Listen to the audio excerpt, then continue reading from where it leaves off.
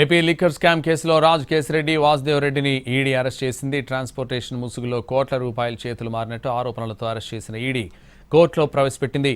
హవాలా, money laundering ద్వారా డబ్బులు చేతులు మారినట్టు గుర్తించింది.